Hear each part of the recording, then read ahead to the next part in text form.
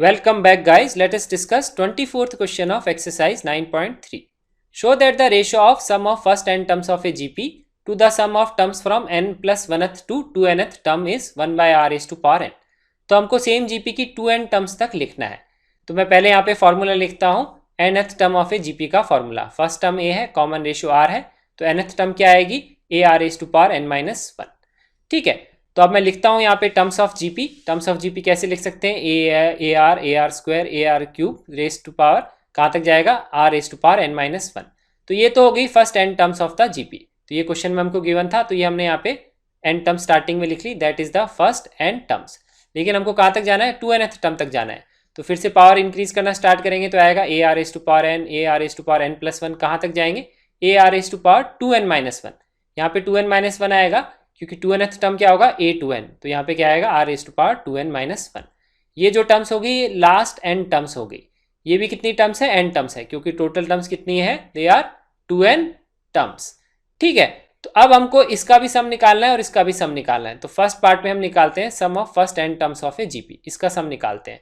तो sum of n terms of a GP का formula use करेंगे. वो फॉर्मूला होता है a r rays to power n minus 1 divided by r minus 1. इस फॉर्मूले को इस तरह से भी लिखते हैं. बेसिकली इसमें अगर -1 से मल्टीप्लाई करेंगे न्यूमरेटर डिनोमिनेटर में तो हमको ये फॉर्मूला मिल जाएगा. बुक्स में ये फॉर्मूला इस तरह से दिया होता है कि ये हम तब यूज़ करते हैं जब r ग्रेटर देन 1 होता है और ये तब यूज़ करते हैं जब r लेस देन 1 होता है. मेरे हिसाब से इसका कोई सिग्निफिकेंस नहीं है, दोनों फॉर्मूले सेम ही हैं. ठीक है, तो मैथमेटिकली आंसर में कभी भी डिफरेंस नहीं आता है. तो आप कोई भी एक फार्मूला अप्लाई कर सकते हैं. मैं ये फार्मूला यहाँ पे अप्लाई करता हूँ. ठीक है, तो देखिए ये एक जीपी है, इसकी फर्स्ट टर्म क्या है? a है और कॉमन रेशियो क्या है? r. ठीक है, तो अगर हम इसके सम ऑफ एन टर्म्स का फॉर्मूला लगाएंगे तो यही चीज़ है यहाँ पे आएगी. तो ये जो सम है हम लिख सकते हैं a multiplied by R raise to power n minus 1 divided by r minus 1. अब ये जो लास्ट n टर्म्स है इसमें क्या है? फर्स्ट टर्म है a r rays to power n. ठीक है, हम यहाँ से निकालेंगे n प्लस 1th टर्म से 2nth टर्म. तो फर्स्ट टर्म है a r rays to power n और जो कॉमन रेशियो है इस केस में भी क्या है? r ही है, क्योंकि इनका आप रेशियो लोगे तो भी r ही आएगा क्योंकि सेम ही जीपी कंटिन्यू हो रही है. बट फर्स्ट टर्म यहाँ पे चेंज हो गई. यहाँ पे क्या आएगा? A R raise to power N. ध्यान रखिए ये जो ये फॉर्मूला होता है इसमें जो ए होता है ये फर्स्ट टर्म को रिप्रेजेंट करता है जीपी की. इस केस में हम यहाँ पे ये वैल्यू सब्सटीट्यूट करेंगे. तो अगर हम इसका सम निकालेंगे तो आएगा यहाँ पे ए की जगह आएगा A R raise to power N और ये कॉमन रेशियो को रिप्रेजेंट करता है. कॉमन रेशियो इस केस में भी आर ही है.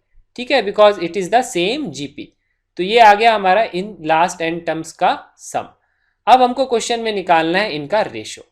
ठीक है, तो अगर मैं इसको लिख लेता हूँ Sn1 और इसको लिख लेता हूँ Sn2 तो मुझे निकालना है Sn1 डिवाइडेड बाई Sn2. तो अगर हम डिवाइड करेंगे Sn1 बाई Sn2 तो इस टर्म से डिवाइड कर देंगे हम इस टर्म को. तो अगर आप यहाँ नोटिस करेंगे तो देखिए A R raise to power n minus 1 cancel out हो जाएगा, r माइनस 1 भी कैंसिल आउट हो जाएगा. न्यूमरेटर में बचेगा 1, डिनोमिनेटर में बचेगा r rays to power n. तो ये रेशियो कितना आ रहा है? 1 by R raise to power n. तो देखिए हमने ये इस क्वेश्चन को प्रूव कर दिया. Thank you so much for watching this video. Do like it and share it with your friends. ये वीडियो आप अपनी फेसबुक वॉल पे भी शेयर कर सकते हैं ताकि आपके फ्रेंड्स भी ये कॉन्सेप्ट सीख सकें. You can also subscribe to our channel to get updates on the new videos and have a nice day.